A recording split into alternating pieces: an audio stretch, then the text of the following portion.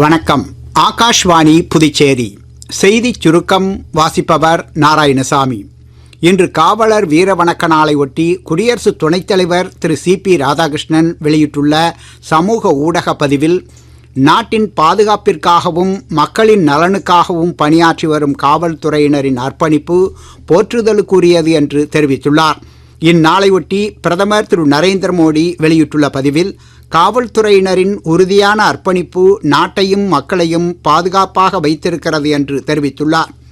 நாட்டை பாதுகாக்கும் பணியில் தீரத்துடன் பணியாற்றும் காவலர்களுக்கு வாழ்த்து தெரிவித்துக் கொள்வதாக மத்திய உள்துறை அமைச்சர் திரு அமித்ஷா வெளியிட்டுள்ள சமூக ஊடக பதிவில் குறிப்பிட்டுள்ளார்.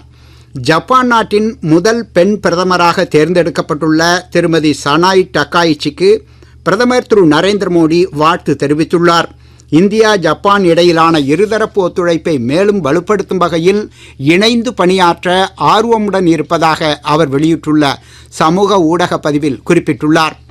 புதுச்சேரியில் கோரிமேடு ஆயுதப்படை மைதானத்தில் நடைபெற்ற காவலர் வீர வணக்க நாள் நிகழ்ச்சியில் முதலமைச்சர் திரு ரங்கசாமி கலந்து கொண்டு காவலர் நினைவு சின்னத்தில் மலர் வளையம் வைத்து மலர் தூவி மரியாதை செலுத்தினார். இந்நிகழ்ச்சியில் சட்டப்பேரவைத் தலைவர் திரு செல்வம், உள்துறை அமைச்சர் திரு நமச்சிவாயம், காவல்துறை தலைவர் திருமதி ஷாலினி சிங், காவல்துறை துணைத் தலைவர் திரு சத்யசுந்தரம் உள்ளிட்ட காவல்துறை உயர் அதிகாரிகள் கலந்து கொண்டு காவலர் நினைவு சின்னத்தில் மலர் வளையம் வைத்து மரியாதை செலுத்தினர்.